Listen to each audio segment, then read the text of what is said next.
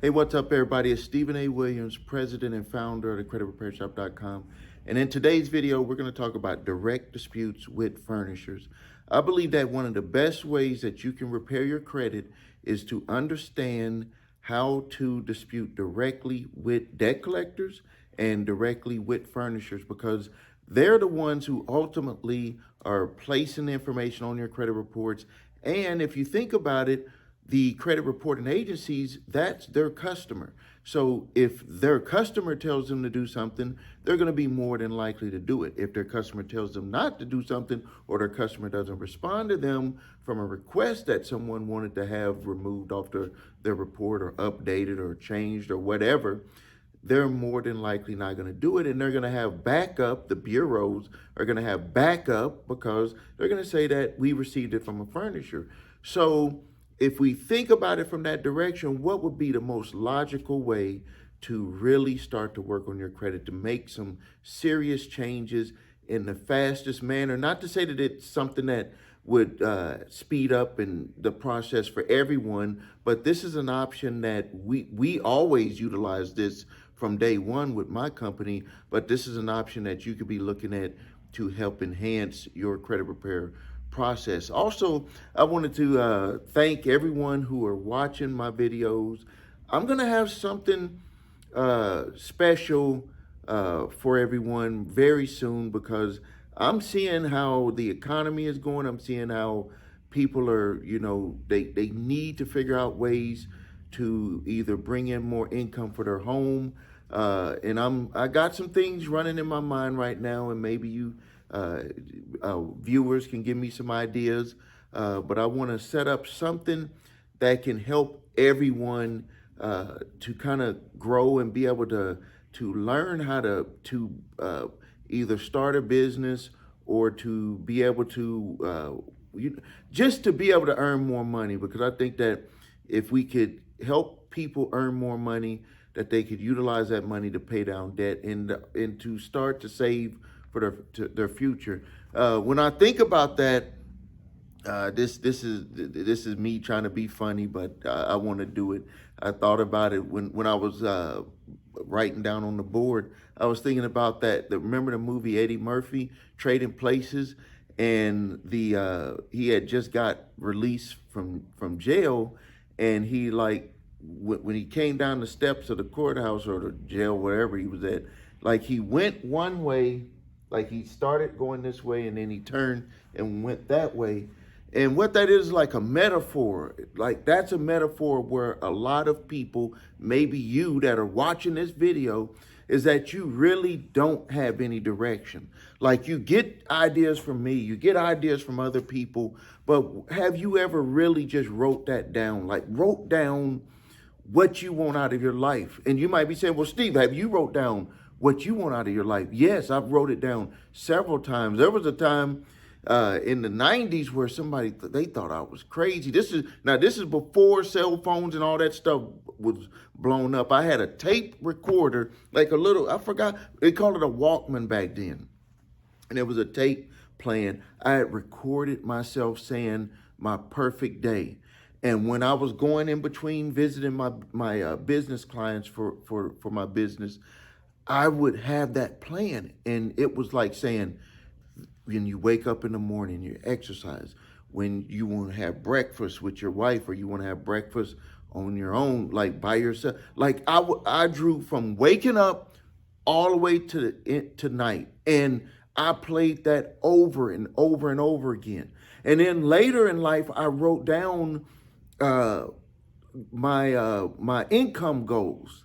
I had achieved a certain income, and I was in this program called The Last Year of Your Life. And it was like, you're gonna do these things because this is the last year of your life.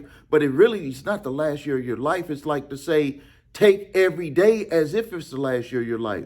So there were several things I had to do. I had to apologize to someone. I had to, that kind of had a confrontation with, and but resolved it, because it's like, why go through life not talking to someone because of some stupid unresolved matter? resolved it, relationship been great ever since. Like, this is like almost like 20 years later after doing, not 20 years, like 15 years later after doing that. And then it was the financial goal, and I had to write down what I wanted, write down that I'm grateful, and it was probably 3 sentences, and I had to write that down and say it to myself 10 times a day. So I had to write it 10 times a day, say it 10 times a day for 6 months. You know, I stuck to it, and what ended up happening is I made more than what I had put on there. I'm not going to mention the number because this isn't about money, but I made more than what it was, but I never skipped a day. I was on the airplane going on a vacation, and I wrote it on there. What that does is it puts it in your mind so you have a direction. So you don't be like that person that's like Eddie Murphy when he went this way and then he went that way. You won't be that person because you're going to have direction in your mind. First, you're going to have it consciously in your mind when you read it. But then you're going to have it subconscious when you read it over and over and over again. Think about how you have habits right now and how all the habits that you have, good or bad, they're inside of you subconsciously, and you don't have to like tell yourself, oh, do that bad habit. No, that bad habit just comes out automatically. And so that's why I'm saying, like, get direction in your life, write it down. So if you're trying to repair your credit, here is a formula that we utilize here in our office. And don't worry, I'm going to even give you letters to help you do it. So say like, Steve, help me. Okay, I'm going to help you. So, and I don't always give letters, but this is one that I feel comfortable giving out because the changes that you have to make on it won't make it like this is a letter that's just passed around all over the place. All right, so direct furniture disputes. This is the fastest way to get results, but it may be some back and forth. And I'm going to give you a little warning at the end on how you have to be very careful when you're doing this, because furnishers have an excuse that they could just throw out there. And if they throw it out there, it's going to be very hard for you to overcome it unless you continue putting in work. But don't worry about that. I'm going to be explaining it here in this video. So this is the responsibility of furnishers when you make disputes. This is part of the Consumer Financial Protection Bureau. This is in their, I don't know exactly what they call it. I had it on my tablet here. But this is part of the Fair Credit Reporting Act, and it is part of the CFPB, Consumer Laws and Regulations, the FCRA. The CFPB kind of took over that arm of the government that's regulating a lot of this stuff. So when you're doing a direct furniture dispute, the first thing that they have to do is they have to conduct a reasonable investigation. I want to focus on these keywords: reasonable. Reasonable. That means that if you give them something that they don't believe is reasonable, and they can make that determination of what is reasonable, even though it is outlined in the Consumer Laws and Regulations Guide, it is still, a lot of this is still left up to the furnisher on what they can consider reasonable. Now, there's several things that I've seen furnishers do to kind of put a little bit, to make it a little bit harder. But if you just follow their process, they're going to have to eventually do that investigation. One of the things that they try to do is they'll say, well, you can't just write it on your paper the way that you want it.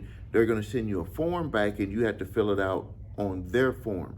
They do have that right. As a matter of fact, if you go to the CFPB website and you look at furnishers who are creditors and debt collectors, they have to actually upload a document. If they do not allow you to do direct disputes on your own, writing it out on a piece of paper yourself, typing it out on a piece of paper yourself, that they actually have to upload their documents that they want people to submit. They have to upload that to the CFPB website. It has to be approved. And then if any direct disputes come in, they're supposed to send those documents out and people have to answer and put their direct dispute on their documents, because that is their process. Here's the crazy thing is that when you look at the documents, some of the times it will kind of point people in a direction to where they like, well, if you're kind of leading me with your questions are not allowing me to do my dispute the way that I want to express my dispute with your company. This is another problem, not to get off point here, but this is another reason why you don't want to do a dispute online with the three credit reporting agencies, because they kind of lead you, and it makes it like, hey, if I answer these this way, you don't even have to investigate nothing. I've already lost the dispute. So you have to be very careful of that. But if you have to submit it on their documents, you can still submit it the way that you want, but you're gonna have to kind of be careful in the way that you're answering the questions, because it can end up making it to where you automatically, when they get the dispute, you've lost the dispute. They've done their reasonable investigation based off of the way that you answered it. But when you initiate it, which don't worry, I'm gonna give you that document when you initiate it, this way you won't fall into that category. Now, the next thing is they're going to review all relevant information as provided. See, that's how they get out of it. When they have their own documents, when they have their own forms that they send to people, this is one of the ways that they get out of it. Is like they're saying, well, what did you provide? Did you provide it our way? But if you submit the information to them, you cannot just say, this is not my account, or I have no contract with you if you're dealing with a third party debt collector. That type of stuff, in the past work, you have to actually go at them on making them prove information that they are supposed to have if they're a third party that purchased it. And then if there's a direct dispute with an original creditor, say that something with the interest rate was not right, say that the contract that you got is different than the contract that you believe that they have, due to maybe some court cases that have came about, like what happened with American Credit Acceptance, or what happened with Santander, or what happened with Bank of America, or what happened with Wells Fargo. These are things that you could put in there for relevant information to be reviewed, even if it's a direct furnisher, like the creditor. Like some people say, well, if it's the furnisher, then there's no way that I'm going to be able to dispute this information. Yes, there is a way, because if you've seen that they've gotten in trouble and it either did class action lawsuits, you can say, I need to have that information reviewed, and that's going to make them have to do an investigation based on the relevant information provided, which is information what you're believing could have happened with your account. That is your right to be able to do that, and they must do their review of that information. The next thing is, and this is something that a lot of people get confused of and they get frustrated, and I'm actually should put 45 days, and during COVID it was up to 60 to 90 days, but we're out of that right now, so we don't have to worry about this right now. But it does seem like some of the times it could take a while. But they have to complete, this is the direct furnisher, they have to complete their investigation within 30 days. You can say sometimes it could be 45 days, they could, but really this happens in 2 weeks. We always see, at least from when we do it, you're going to get some sort of answer within 2 weeks. That's why I believe that this is one of the fastest processes that could be used. You get that information within 2 weeks, they're going to tell you what happened, and then they have up to 30 days to report that with the bureaus. Now, you might be saying, well, why don't they just make that correction right away? The reason why they don't make that correction right away is because they upload the information to the bureaus. They'll make your information, other people's information, all of the changes, batch it up in a file, upload it to the bureaus, whatever process they're using. And then the updates are going to be made on there. And then you will get an alert if you have credit monitoring service, which I do advise everyone to get, because you will get an alert when those changes happen. But they do have 30 days to get that. Now, But here's something that that also is a misconception, but it is true. They have to do this.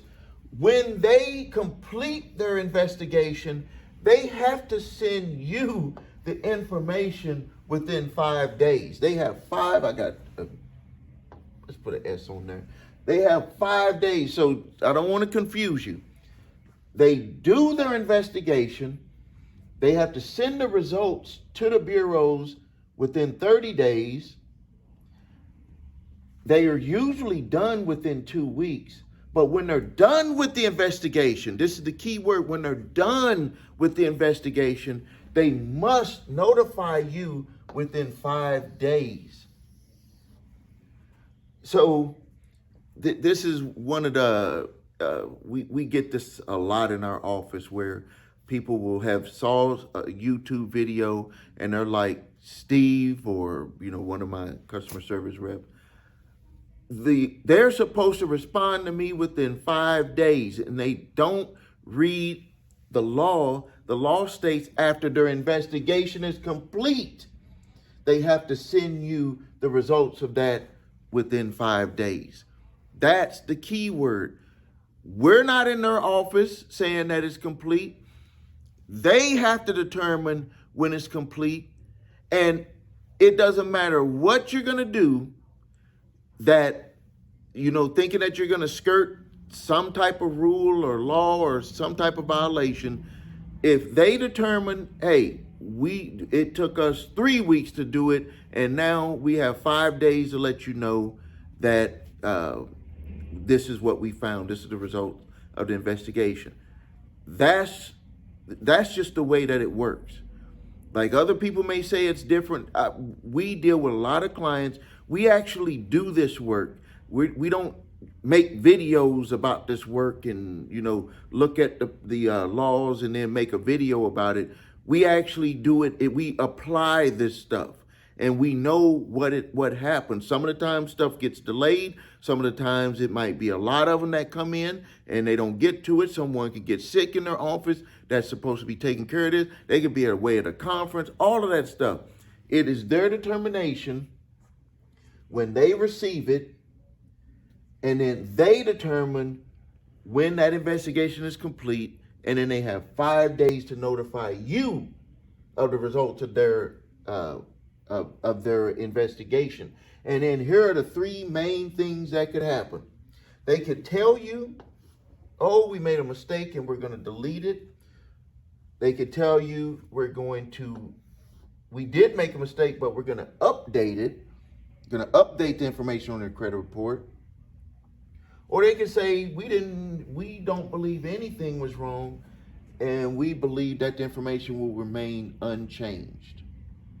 Those are the 3 things that they can say on there. Now, you as the individual who's trying to repair your credit, you have to review everything that you sent and make a determination if you believe that they really did do the investigation.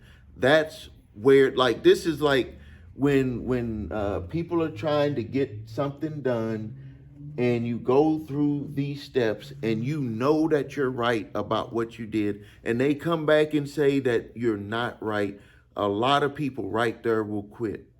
It's like some people will quit because they'll be like, well, why didn't they do it? I have all the information to show that they're wrong. Why didn't they do it?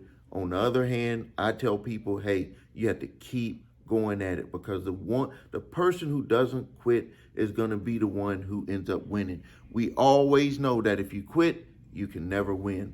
So you have to determine everything. You have to go back to step 1 and look at everything that you sent. Did you provide it the way that they needed it provided? Did they send you a document or maybe email you a document and you just said, well, I've already sent the dispute, I don't need to fill that out? There was actually a lawsuit that was dismissed where the individual had ID theft, but because he did not resubmit the same information with the police report and everything on the document, attach it and fill out their document with the information that he had, he actually lost a lawsuit where he was a victim of ID theft, and the judge said, hey, you did not follow their process, and according to the CFPB, they have the right to upload their own documents, and you did not follow that process. You lose. Based on that technicality, the individual lost. So be very careful. So go back through, look at the information. Maybe you'll ask them, hey, maybe you'll give them a call and say, is there a certain document that you want us to use, that you want me to use to submit my dispute? Is there a certain place on your website? How do you want it? Because this is going to get it into the hands in the right way, the most the best way to be able to get the job done. Some companies do it, some companies don't. It just depends. Some of them have their own documents and they don't care. They'll just go through the dispute. Some of them hold to what their process is, and they'll be like, hey, we don't want to, you have to resubmit it with that. And I just say that sometimes that's utilized to delay the process. So you're going to want to go through all of this stuff to make sure that you don't end up with number 5 right here.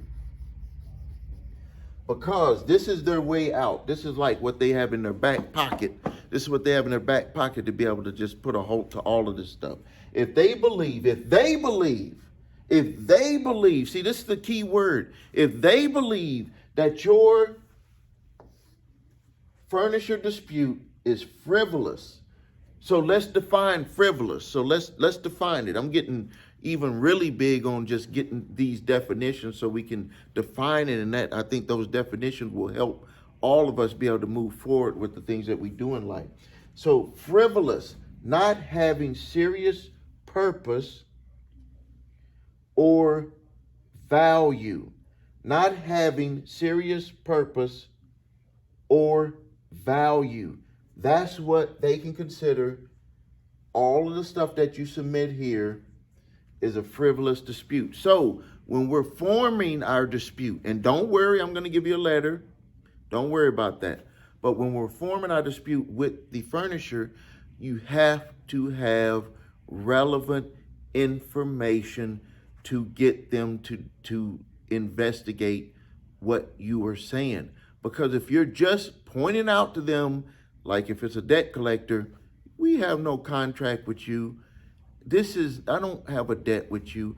I don't owe you this debt. They can look and say, well, this is frivolous, has no serious purpose or value because you're just trying to run from the debt. But if you challenge them on points that I'm going to give you later, you will be able to put an end to them saying that this is frivolous, because you're going to have exactly what they always want you to have here, which is the relevant information. And I say the relevant way of asking questions, especially if it's a third-party debt collector, relevant questions about the information they provided. And that's how you will be able to flip that around on them. So let's get to it. I want to hear your results of sending out direct furniture disputes. I want to see, number one, did you get letters back like we get that they'll say, hey, we are not going to come after this client. We're going to take it off their credit reports. I want to see those letters. Send those to me from utilizing what I'm about to give you right now. So if you have debt collectors coming after you, or if you have a dispute with your furnisher, I'm going to give you a letter. But if you have it with the direct furnisher, you're going to need to make some modifications to it. But I'm going to give you the outline that you can go by. And then also you need to write down and review your specific information. Your specific situation, so you can kind of merge that into what I'm going to be giving you. So if you have third-party debt collectors coming after you, or if you need to do a furniture dispute, there's a link below here where you can get a free letter. There's 3 letters. There's a statute of limitations letter.